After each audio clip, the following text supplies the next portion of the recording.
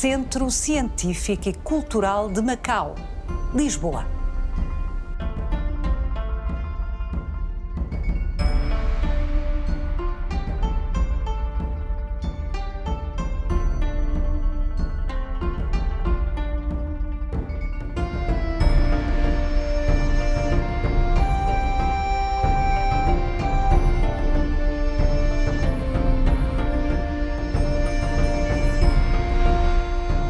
A existência da China era conhecida há séculos na Europa, quando em 1513 portugueses aportaram pela primeira vez naquele território.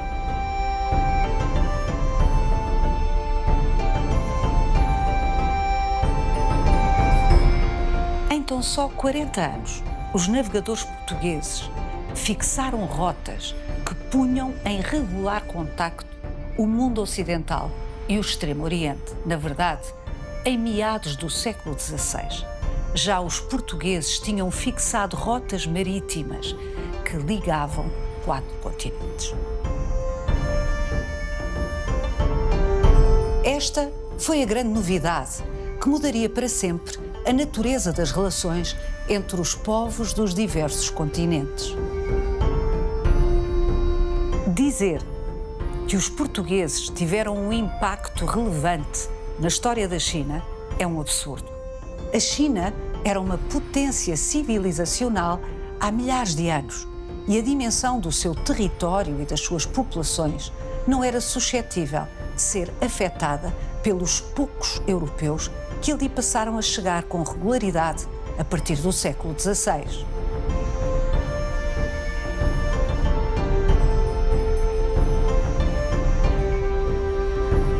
Mas aprenderam uns com os outros. Os chineses fascinaram-se, por exemplo, com a matemática e a astronomia dos europeus.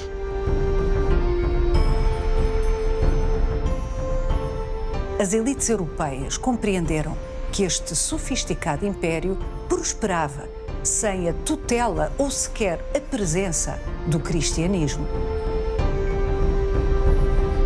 E com o tempo, isso teve consequências na história ocidental.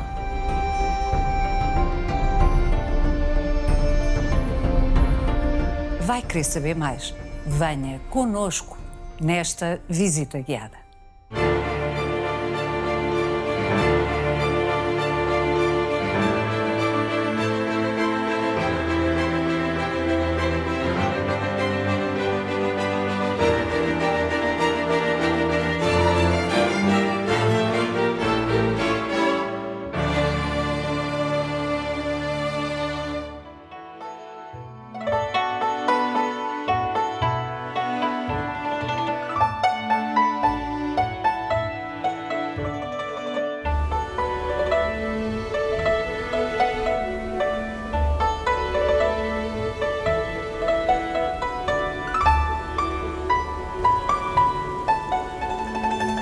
Ana Cristina Alves, este pequeno jardim que recebe os visitantes aqui no Centro Científico e Cultural de Macau é uma introdução à espiritualidade chinesa.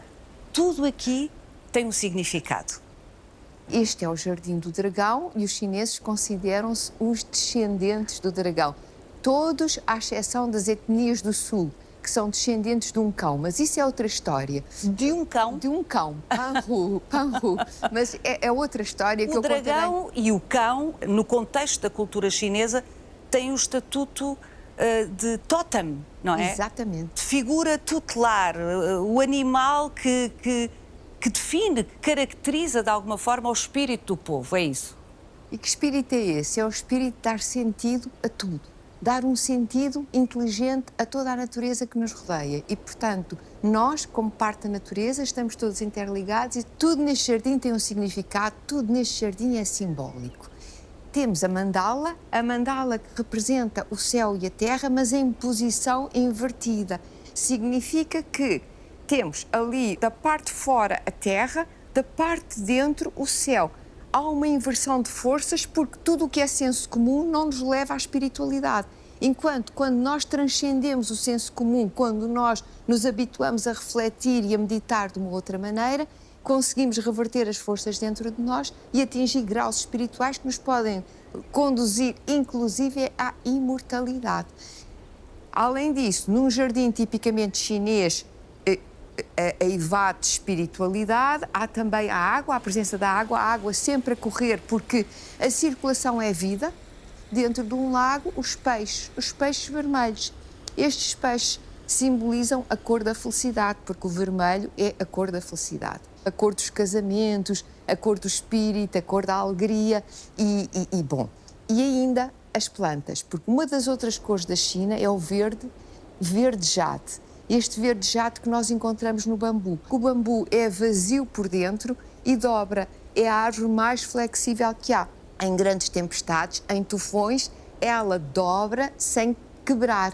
Ao passo que o pinheiro, que é tão direito, por exemplo, quando vem uma grande tempestade, por vezes até a árvore é arrancada pela raiz e, portanto, não consegue esta flexibilidade de ir para um lado e para o outro. Então, e o que é que significa essa flexibilidade no contexto da mitologia e da espiritualidade chinesa? Ora bem, esta flexibilidade é um modelo existencial. Todos nós devíamos ser assim flexíveis. Como o bambu. Como o bambu.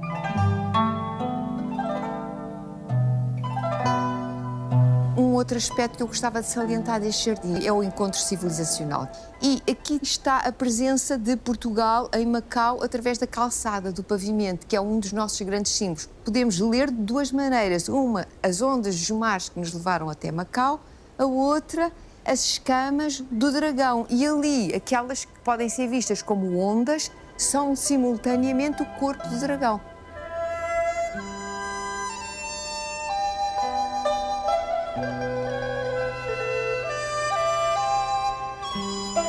O dragão, que tem esta presença totémica, como disse muito bem, porque o primeiro imperador Fuxi era meio dragão, meio humano. E daí, segundo a mitologia chinesa. Mitologia, claro. Muito bem. E daí descendem todos os chineses. E, portanto, este jardim e este centro pretendem ser um hino à memória das relações entre Portugal e a China através de Macau.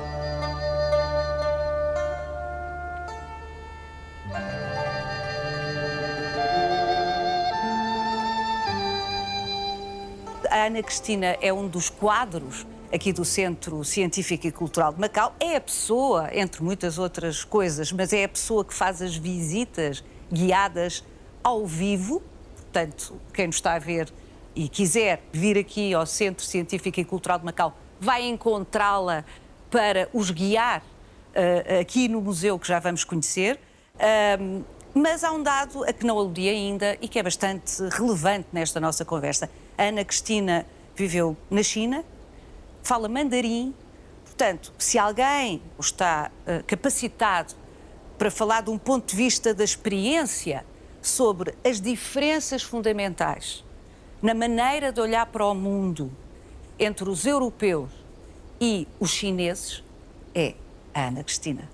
A mundividência oriental chinesa e a mundividência ocidental europeia portuguesa são muito diferentes. Eles descendem de um dragão, nós descendemos de humanos mitológicos, como, por exemplo, Ulisses. Portanto, isto significa já que eles têm uma perspectiva ecológica da existência interligada, em que os animais e os humanos estão ao mesmo nível e se misturam, e nós descendemos de humanos. A nossa posição no mundo é uma posição individualista. A posição chinesa é mais coletivista, não tão coletivista como os japoneses, mas mais coletivista, mais privilegiando a comunidade. Nós privilegiamos a razão e a crítica. Eles privilegiam a harmonia. Os governantes deviam saber fazer poesia. Nós nunca pedimos aos nossos governantes que fossem poetas, embora tivéssemos tido Dom Dinis. Mas não, a poesia não era um requisito essencial para governantes. Bom, deixe-me só fazer um parênteses. Olhando para a China do século XXI, também não me parece que hoje fazer poesia seja um dos quesitos para ser líder na China. Interessante dizer isso, porque eu vou ter que argumentar. Eu, na minha tradição ocidental e crítica, terei que argumentar consigo, porque Mao Tse-tung, que chega ao poder à China em 1949, ele fazia poesia.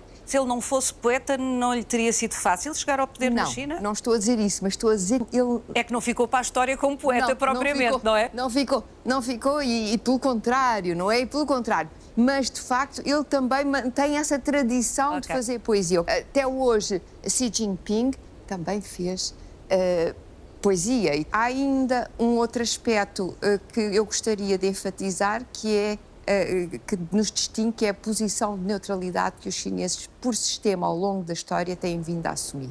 Sempre em todas as questões internacionais.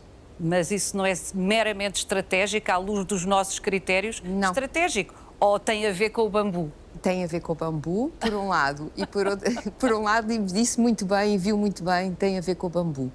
Por outro lado, tem a ver com uma tradição de harmonia que eles preservam e que preservam como estandarte da sua própria cultura. Aquilo que a Ana Cristina nos tem estado a dizer, nós já vamos voltar a conversar, mas aquilo que tem estado a dizer-nos dá-me a ponte ideal para a conversa que vou ter agora a seguir com a Isabel Pina, investigadora aqui também do Centro Científico e Cultural de Macau, que precisamente vai começar por nos explicar como é que o conhecimento e toda a dimensão intelectual foi central para a escolha dos grandes líderes chineses. Até já. Até já.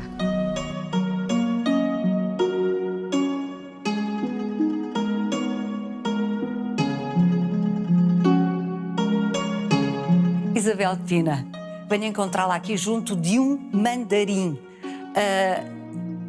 Para este senhor ter chegado a ser mandarim, ao que aprendi consigo, era porque era muitíssimo preparado. Os mandarins civis são gente altamente preparada. Gente que passa por anos e anos de estudo e que depois tem que enfrentar um sistema de exames altamente exigente, complexo, para irem ascendendo e para se tornarem mandarins. Mandarim é aquele que governa e administra em nome do imperador, Sim, não é? Sim, sim. Portanto, chega a mandarim uma percentagem muito reduzida da população, por causa dos tais anos de estudo que implica. Têm que estudar todos os clássicos chineses, têm que realizar exames que versam esses mesmos clássicos e, portanto, são altamente instruídos. Então, há uma série de graus de mandarins, cerca de 18 graus. Então, se bem compreendo do que a Isabel nos está a dizer, não se chegava a ser mandarim, a ser, vamos simplificar, governador, em nome do imperador, por um critério dinástico, porque se é filho de uma aristocracia, de uma nobreza... Não, chega-se ao poder através do conhecimento, do saber. Não se chega ao poder como se chegava na Europa. O poder não está associado aos feitos militares, aos privilégios de sangue. O poder está associado, efetivamente, ao conhecimento. Há uma meritocracia que vai deixar os europeus completamente fascinados. Então quer dizer que uma pessoa que tivesse nascido nas camadas populares chinesas podia aspirar, tipo sonho americano, Podia, teoricamente... a ser mandarim? Sim, podia, e muitas das vezes algum elemento que se destaca, e a família nuclear não tem dinheiro para investir, a comunidade investe e paga o mestre a uma determinada pessoa, sempre na esperança de que venha a ganhassem depois benefícios, um investimento a longo prazo, naturalmente, mas que daí pudessem vir a tirar benefícios, sim. O sistema de exames permite essa ascensão social. Isso é extraordinário. É extraordinário. Estamos a falar, portanto, seguramente é um método que começou antes, um sistema que começou antes, mas é aquilo que os portugueses encontram quando, nos inícios do século XVI, começam a aportar, e cada vez com mais sistematicidade, aos territórios da China. Quando começam a chegar aos litorais da China, é esta a realidade. Portanto, é na dinastia Ming, uma dinastia que está no poder desde o século XIV, 1368, e, de facto, é esta realidade que vão encontrar. É como se fosse uma república de letrados, a tal associação entre saber e poder. Que é aquilo que sempre todos desejamos, de uma maneira geral, é que quem nos governa sejam os mais preparados. Sim. Nós sabemos bem que foi sempre difícil que assim fosse. E hoje, que era expectável que fosse, muitas vezes não é assim. Portanto, que isto se passasse com a maior naturalidade e já com séculos de tradição na China, é incrível, não é? Sim, naturalmente que vai fascinar as elites europeias.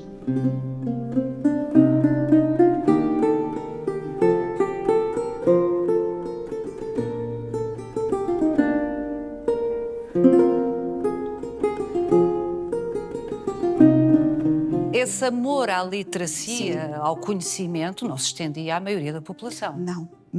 Pese embora os europeus fiquem também perplexos com a quantidade de gente que lê. Aliás, na dinastia Ming cultiva-se muito esta imagem de um império em que todos leem. Há imagens de agricultores com livros debaixo dos braços, portanto, obviamente que é uma imagem exagerada, idealizada, mas claro. É um império onde a escrita, onde a leitura tem uma extraordinária importância, e os europeus também vão encontrar bibliotecas enormes, como vão encontrar um mundo em que se publicava muito, era barato publicar, podia-se publicar sobre os mais variados assuntos, e contrasta com a situação, sobretudo aqui na Península Ibérica, de censura, da Inquisição. Portanto, na China é uma outra realidade, inclusive radicalmente oposta quase, sim. Não é? E nesse contexto, onde ficam os guerreiros? Os guerreiros têm uma imagem muito negativa durante a dinastia Ming. É uma imagem que vem, na realidade, desde o século X, com a dinastia Song, em que há essa inversão entre os letrados e os guerreiros. Começa a imagem dos letrados a ser muito superior.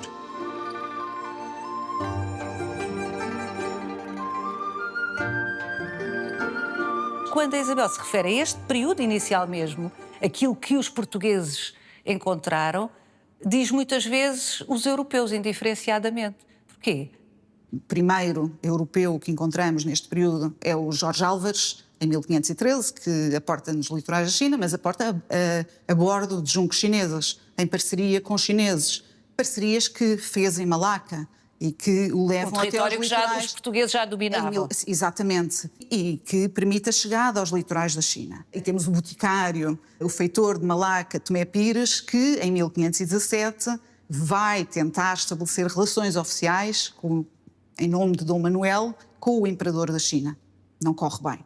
Portanto, os portugueses têm aqui, sem dúvida, um papel pioneiro. Mas quando olhamos, entre os portugueses estão também outros europeus. Há parceiros italianos em todo este processo, há parceiros espanhóis. Nos jesuítas vemos muito bem isso. Temos o caso de Francisco Xavier, que é enviado a pedido de Dom João III para a Ásia. Portanto, o primeiro grupo de jesuítas parte para a Índia, para Goa. São Francisco Xavier está à frente, é um espanhol. E depois, por exemplo, os primeiros missionários que se estabelecem no interior da China são dois italianos, Michel Ruggieri e Matteo Ricci. O papel dos portugueses não é negado, sim. A Rota do Cabo é uma rota com patrocínio do rei português. Portanto, tudo isso, mas a bordo das naus seguem outros europeus e gente da África. Portanto, há aqui uma mistura de gente.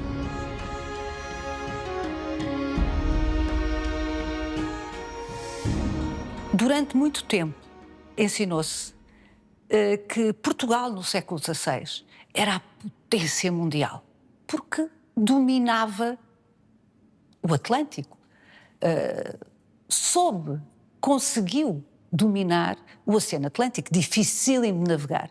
Portugal tem um papel pioneiro neste domínio das rotas do Atlântico, até à passagem pelo Cabo das Tormentas, da Boa Esperança. Mas Portugal não era a potência dominante e isso tem raízes num eurocentrismo que marca a nossa historiografia, claro. A nossa historiografia europeia, naturalmente.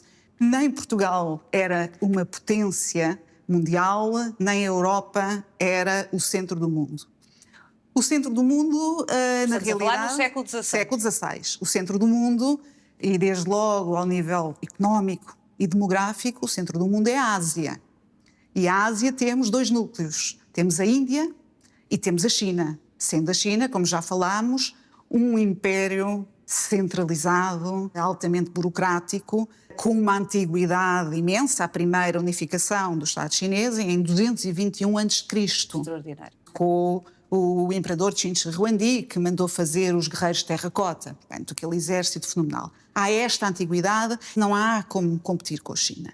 A China tem uma dimensão demográfica e um desenvolvimento urbano que desde o século XIII, portanto, muito antes da chegada dos portugueses, deixa os viajantes, os mercadores, os missionários europeus que ali chegam absolutamente estupefactos. Há cidades como Hangzhou, Suzhou, que têm 1 milhão de habitantes. Isto, comparado com a Europa, é algo...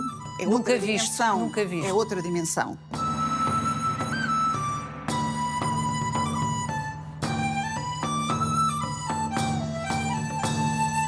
É muito curioso o que a Isabel está a dizer-nos, porque eu lembro-me, acho que nos lembramos todos, que nos anos 80 começa o discurso sobre a emergência do gigante chinês, uma coisa nunca vista, uma ameaça asiática para as economias e para o modus vivendi dos europeus e dos ocidentais em geral. Mas, visivelmente, não é uma novidade, não é? Não é uma novidade de todo. Não há uma emergência, eu diria que há uma reemergência. O que se passou é que, no século XIX, temos um período de crise na China. Um período de crise que tem a ver com as relações externas, com questões externas, nomeadamente a pressão cada vez mais forte dos europeus, com a Grã-Bretanha à cabeça. E o problema é que os europeus compram à China 6 vezes mais do que aquilo que vendem.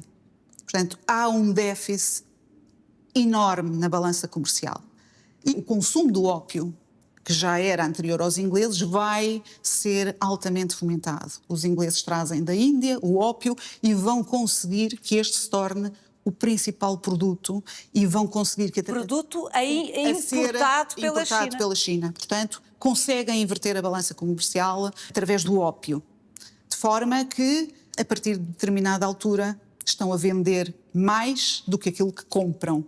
Que era o objetivo. Era o objetivo. Conseguem... Só que foi com um exatamente. produto que foi altamente danoso para o tecido social chinês. Sobretudo nas províncias litorais, aquelas que os ingleses têm acesso. Portanto, não é um consumo tão generalizado como durante muito tempo se pensou, mas vai criar disrupções na sociedade chinesa este consumo do ópio. Profundos traumas.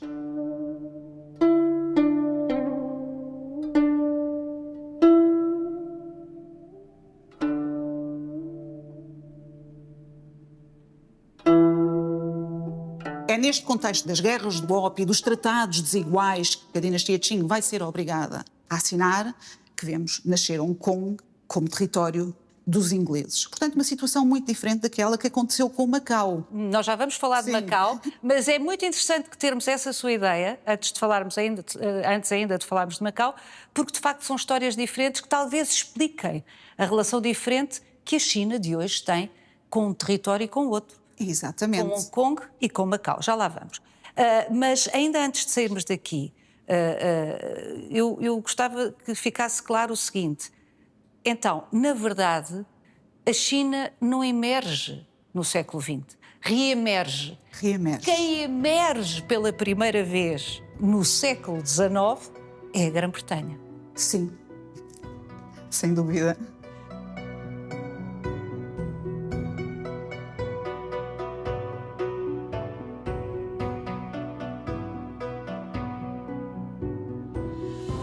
Quando os portugueses aportaram na China pela primeira vez em 1513, que conhecimento circulava na Europa sobre a China? Vamos começar por Lisboa, que é representativa daquilo que se sabia sobre a China.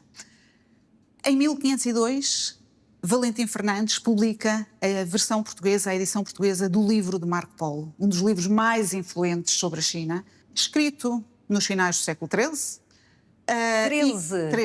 1298, 99, portanto, em finais do século XIII, quando se estava numa dinastia diferente daquela que estamos no século XVI. Na China. Na China, a dinastia Yuan. Marco Polo, quando regressa, relata o que viu na Grande China. E este livro, rapidamente, um best-seller.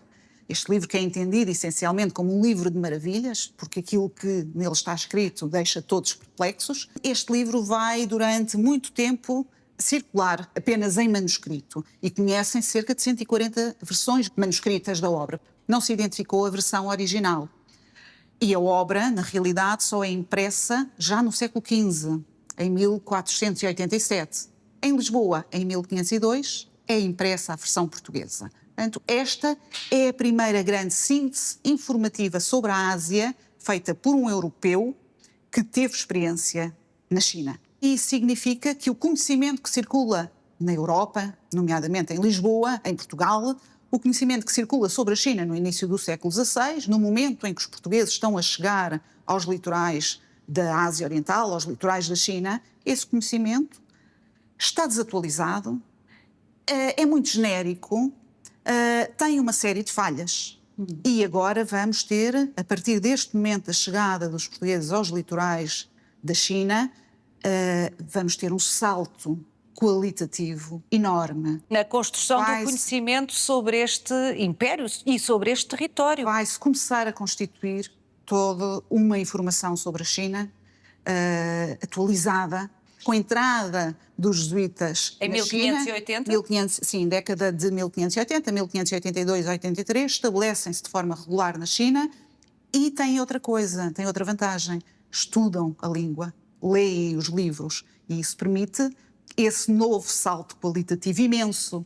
E, ademais, não é só qualitativo, é também quantitativo e é também ao nível da circulação desse conhecimento, porque os jesuítas escrevem muito, publicam muito e uma das formas que têm para atrair jovens missionários para o terreno, para as suas missões, é através da propaganda das suas missões. E estas missões jesuítas estão em competição, existem desde o Brasil ao Japão. Portanto, é um imenso espaço global em que os missionários estão presentes, todos em competição pela atração de dinheiro, de verbas e de gente que falta. O que os portugueses puderam saber sobre a China, quando estavam ainda na Índia, vai-lhes permitir esta representação cartográfica que vemos no mapa de Cantino, em 1502, Lisboa. É uma representação pouco rigorosa, para dizer o mínimo, não é? Totalmente, assim, muito pouco rigorosa. Mas num curto espaço de tempo, também aqui, na cartografia, vamos assistir a uma evolução imensa. Há uma estratégia de recolha de informação. Uma estratégia régia. Régia. E cartógrafos portugueses e luso-asiáticos vão dar o seu contributo.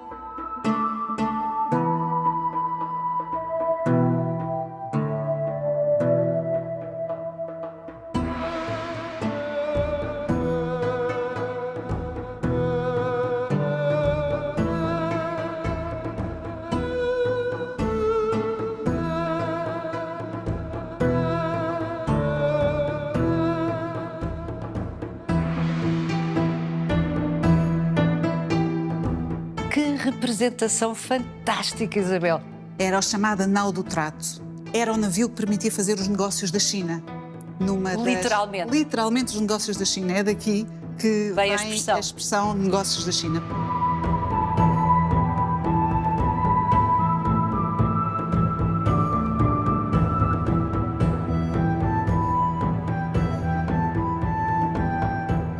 O navio inicia a viagem em Goa, vai até Malaca, transaciona aí uma série de produtos, nomeadamente os têxteis indianos, compra, por exemplo, madeiras odoríferas, especiarias e leva-as para Macau.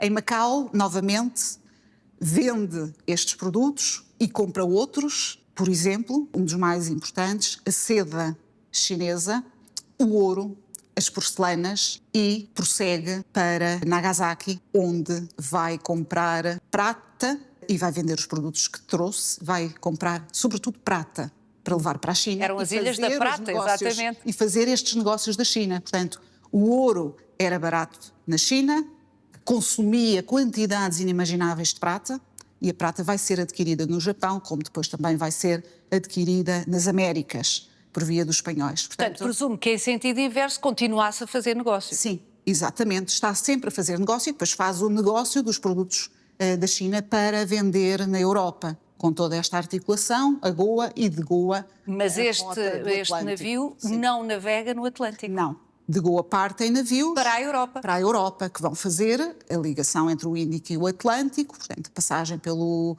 Cabo da Boa Esperança, a subida do Atlântico, numa viagem que, diga-se, era verdadeiramente terrível, que numa viagem que demorava, na melhor das hipóteses, 6 meses, e há um autor que diz que se alguém quisesse experimentar o inferno em vida, era fazer esta Rota do Cabo, esta viagem nos navios portugueses que ligavam Goa a Lisboa. Os portugueses dominaram o Atlântico. Sim. Mas quando chegavam aqui, este mar era navegado há muito tempo pelas gentes destes territórios, não é? Exatamente. E também, diga-se, é um mar mais fácil de navegar. Basta conhecer o regime de monções, em determinada altura tem que sair do porto, passar ao outro, tem que navegar na monção favorável, os ventos empurram para um lado numa determinada fase do ano, empurram para outro noutra fase, tem que se evitar os tufões, por exemplo, mas, portanto, é um mar mais fácil de navegar, não coloca todos os desafios que coloca o Atlântico. E daí o tempo que se demorou a fazer, a aprender as rotas do Atlântico. Exatamente. Os negócios seriam favoráveis não só aos portugueses, que eram os donos do navio, mas a todos aqueles com quem eles comerciavam ao longo das escalas que iam fazendo. Sim, os negócios eram favoráveis, naturalmente, e daí conseguirem fazer. Goa é um território conquistado, mas depois, Malaca também, mas a partir dali, não. Isto é um mundo de negócios e é um mundo de parcerias. Portanto, toda a gente lucra aqui. Estas redes multinacionais, multilinguísticas, multirreligiosas que estão a operar. Essa é a grande novidade. A ligação à Europa é a novidade, não é? A ligação à Europa e a regularidade dessa ligação. Aqui, quando chegam, quando se ultrapassa Malaca, sobretudo, portanto, estamos num mundo de rotas intra-asiáticas, onde os portugueses vão introduzir rotas já pré-existentes então, aos portugueses. Quando diz que os portugueses se vão introduzir em rotas intra-asiáticas, essa formulação pressupõe que não há aqui uma autorização do imperador chinês, por exemplo? Não. Entre o primeiro embaixador, Tomé Pires, e o estabelecimento de Macau, de forma gradualmente progressiva, a partir de 1555, 57... Portanto, como um entreposto vão português. Muitos anos, não é? Como um entreposto português no mar da China. Em terras do imperador da China. Portanto, as autoridades chinesas percebem que é benéfico para a economia local. Além disso, os portugueses conseguem arranjar produtos que a corte quer consumir. E há uma autorização provincial, os portugueses são autorizados a estabelecer-se. Macau fica na província do Guandong. Durante muito tempo aprendemos que Macau foi oferecido aos portugueses, o território de Macau mínimo, se olharmos para o tamanho da China, mas que foi oferecido aos portugueses como prémio pelo apoio que os portugueses terão dado à China no combate aos piratas. Isto é verdade? Não. Essa é uma das lendas fundacionais de Macau. Portanto, Macau não foi oferecido. Macau é terra do imperador da China, onde os portugueses podem estabelecer com a autorização do poder provincial, por um lado, mas dos também mandarins locais. Dos mandarins, mas também do próprio imperador. Macau é altamente vantajoso para a economia da província do Guandong, porque nesta altura, década de 1550, os portugueses já se introduziram nas rotas que ligam a China ao Japão, a troca da prata pela seda e, portanto, a sua presença é altamente vantajosa para a província do Guandong. Os portugueses entram neste papel de intermediários porque as relações diretas entre a China e o Japão estavam proibidas pelas autoridades chinesas. E é aí que os portugueses vão encontrar este vazio e vão se conseguir... Uma oportunidade de negócio. Exatamente. A partir de 1555-57... Macau torna-se o porto mais importante, até ser o único porto onde eles estão instalados, pagando de forma regular taxas alfandegárias. E pouco depois, já na década de 60, são também obrigados a pagar uma renda complementar, portanto, o chamado foro do chão. Portanto, é uma formalização de uma situação que começou por ser espontânea, orgânica, informal, de alguma maneira, não é? Vantajosa para as duas partes. É fácil fechar o istmo. Portanto, Macau é uma pequena península, quase ilha. Quando fecha, por exemplo, este negócio da Nau do Trato, quando o comércio do Japão fecha em 1639, Macau vai ter um período duríssimo de luta pela sobrevivência. Vai-se virar para os mercados da Ásia do Sueste. como depois, mais tarde, vai-se virar para o Os jogo. comerciantes sempre arranjam Sempre, maneira, exatamente. sempre sejam portugueses ou de outra nacionalidade, de sobreviver, não é? Exatamente. De ver quais são as oportunidades. Fechou daqui, vamos ver o que é que abre do ali. outro lado. Exatamente. E, portanto, mas o facto é que a presença portuguesa nessa pequena península chinesa foi até 1999, Exato. o que é espantoso.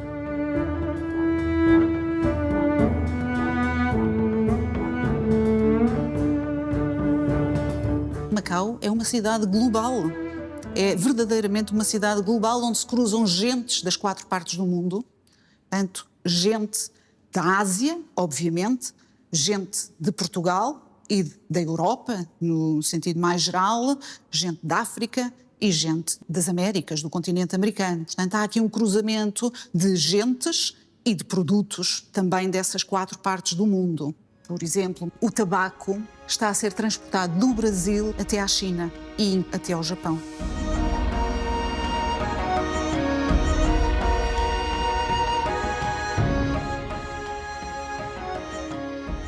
Isabel Pina, que globo é este? É uma oferta dos missionários jesuítas a um imperador Ming. Constroem-no em 1623 para oferecer ao imperador, porque este é um império, o Império Chinês é um império onde nada se obtém de mãos vazias, como escreve um missionário já no século XVIII.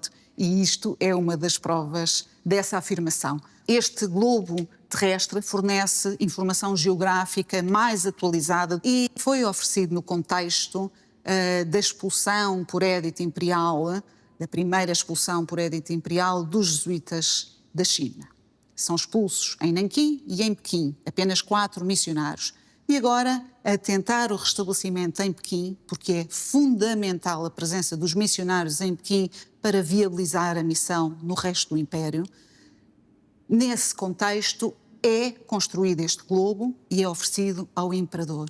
Por dois jesuítas, um português, Manuel Dias Júnior, e outro italiano, Niccolo Longobardo. Aliás, o Manuel Dias Júnior, que era autor do Manual de Astronomia, onde em apêndice apareciam em 1615 as observações astronómicas de Galileu com o telescópio. Portanto, a circulação de conhecimento rápido, conhecimento científico entre Roma e Pequim. Extraordinário.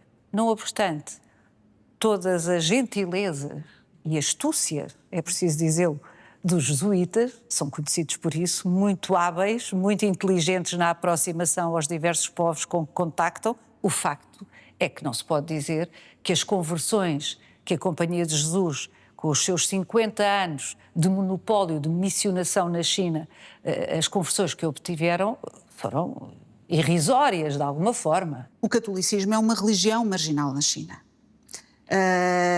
trazida por estrangeiros. Uma seita, com certeza, aos olhos dos chineses, não? Sim, começam exatamente por ser observados como monges exóticos, budistas, aliás. E isso também resulta do facto dos missionários não controlarem, ainda não terem o conhecimento suficiente chinês para controlarem as traduções.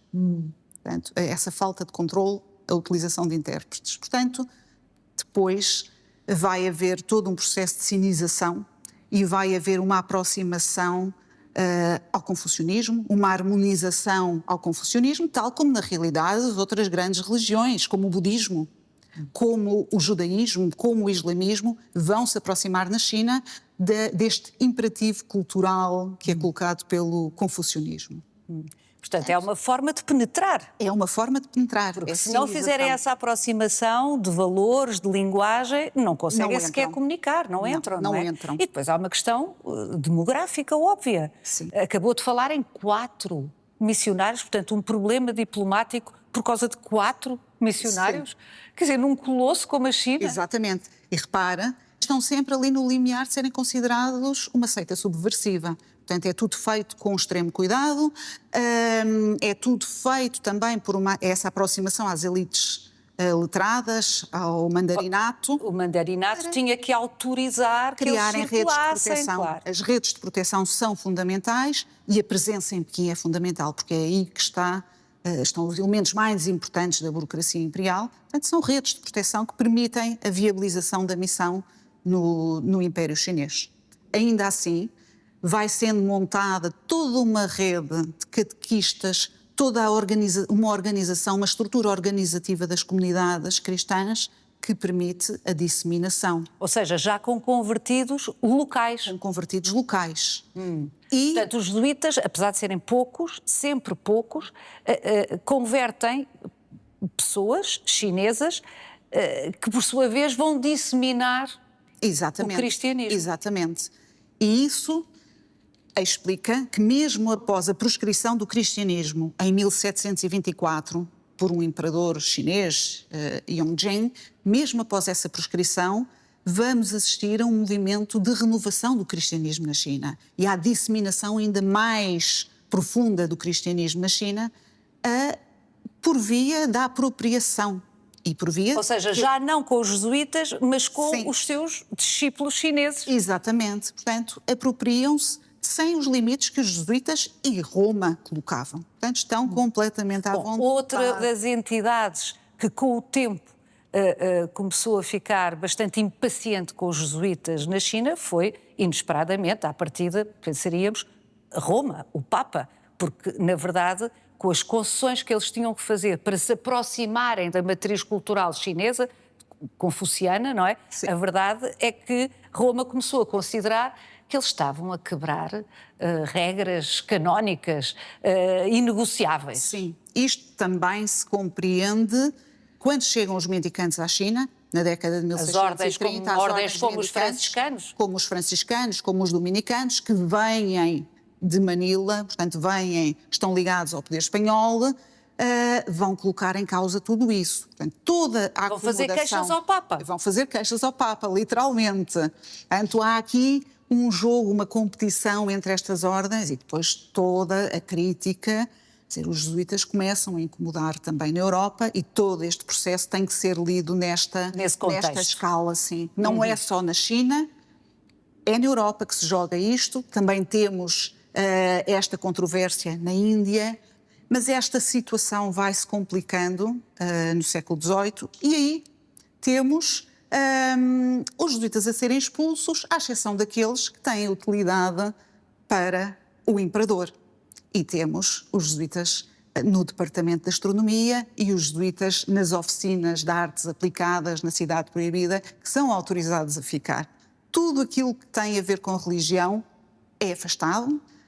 Só os conhecimentos científicos, tecnológicos, artísticos dos jesuítas interessam neste momento e é por essa via que eles continuam no Império Chinês, confinados a Pequim.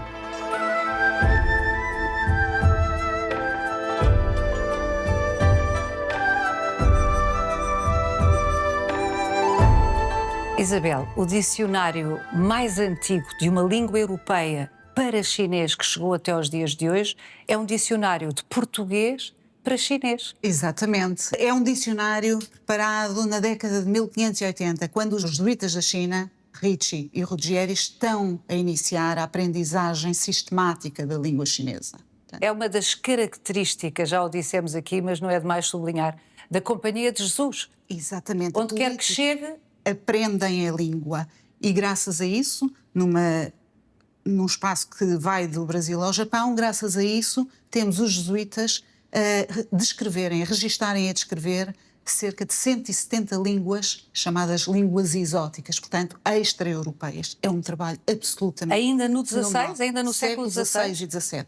Incrível. Incrível. Esta experiência da China por parte, sobretudo das elites europeias que acedem à China, na maioria dos casos jesuítas, os mais preparados, tem um impacto de filosofia política na história europeia. Exatamente. O irónico é que os jesuítas vão dar sustentação à emergência do iluminismo, dão o caso do Império Chinês, da sua sofisticação, mostra que é possível este nível civilizacional sem a religião revelada. Portanto, sem o cristianismo, sem o catolicismo. Portanto, um império racional com a moral de Confúcio, sem o cristianismo.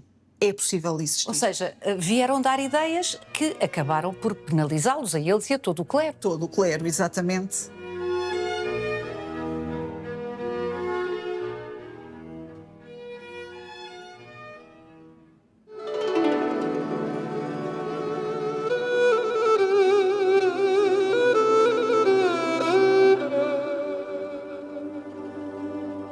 Carmen Amado Mendes, olá.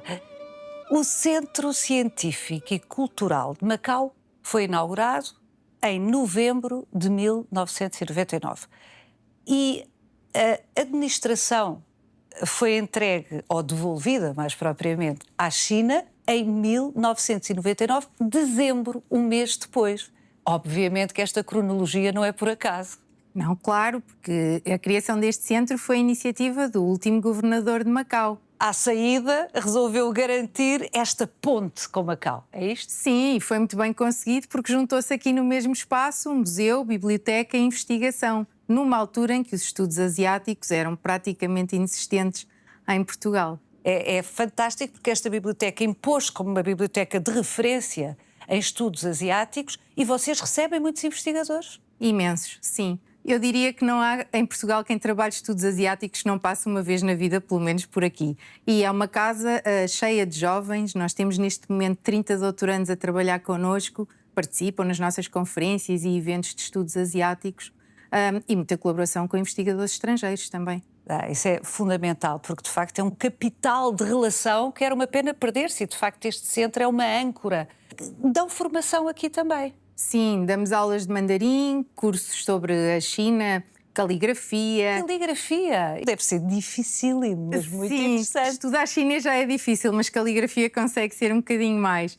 Arte chinesa, música, história e também cursos sobre o Macau. Até temos um curso sobre patuá. Patuá? O crioulo de Macau. E editam livros. Sim. Isso é muito importante. Temos várias coleções porque o nosso objetivo é transmitir à sociedade portuguesa, não apenas aos especialistas, mas ao público em geral, transmitir conhecimento sobre a Ásia. É essa a missão do Centro Científico e Cultural de Macau. Eu agradeço-lhe imenso esta brevíssima conversa, Carmen, e vou agora terminar esta visita guiada com a Ana Cristina Alves, que está à minha espera junto de uma peça muito especial que dá exatamente conta da antiguidade da civilização chinesa. Muito obrigada.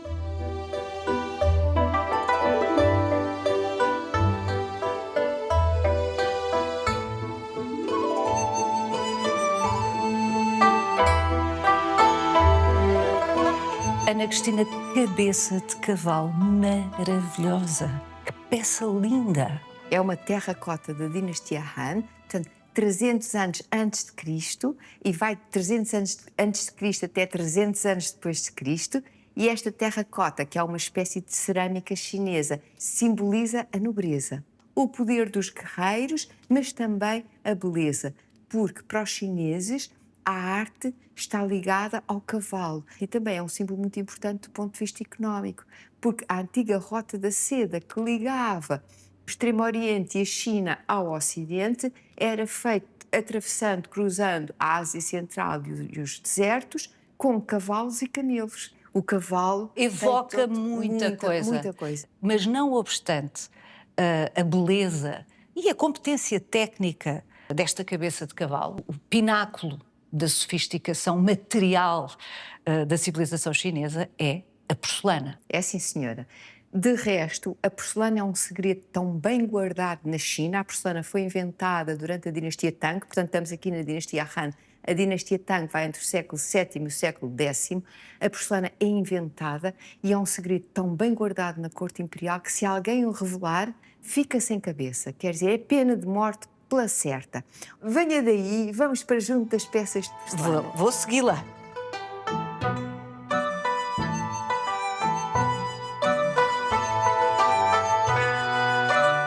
Estas peças de porcelana que nós temos aqui no museu são de exportação, não são aquelas que o imperador ficava com ele na corte, na China, não. Estas vêm para o Ocidente e, portanto, não há aquela preocupação de serem tão cuidadas como se fossem para o imperador. No entanto, se nós compararmos este prato de faiança do século XVII, em que os portugueses tentam copiar e imitar a porcelana ao estilo chinês com uma verdadeira porcelana que nos vem da China, nesta porcelana no mesmo século XVII. No mesmo século XVII, exatamente, vê a diferença.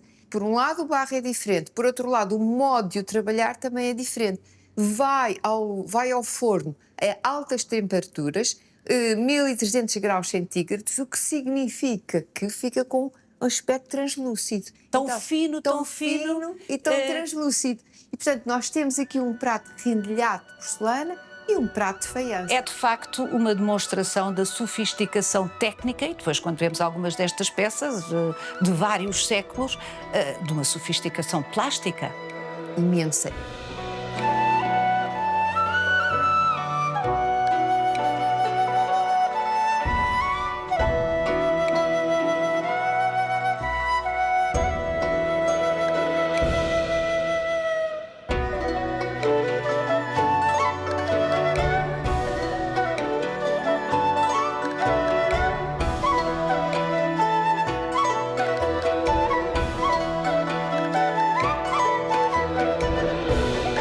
Os chineses reclamam-se os descobridores da roda do oleiro, essencial para as peças de cerâmica, de terracota, de grés, de porcelana. Reclamam-se também os inventores da porcelana, que são de facto, e reclamam-se também os inventores do leque. Ora, o leque tem uma importância extraordinária na civilização chinesa. A invenção do leque surge durante a dinastia Han, e a mesma que produziu aquela cabeça de cavalo. A mesma que produziu exatamente as cerâmicas terracota.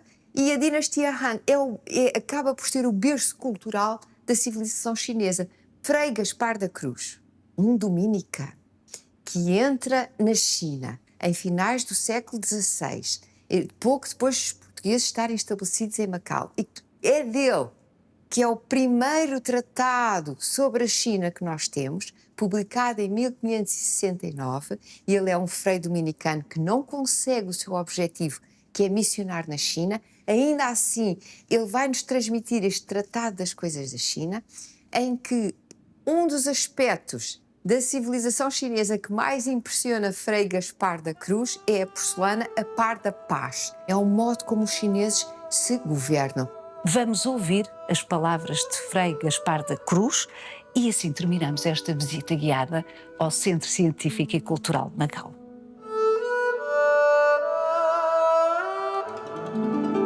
Deve-se aqui denotar com quanto tento e consideração é o governo desta terra, quanta diligência está posta para se conservar em paz, cortando as ocasiões que pode haver de alevantamentos. Daqui vem haver muito número de anos que a China se sustenta e governa segura em si e em paz, sem guerras intestinas.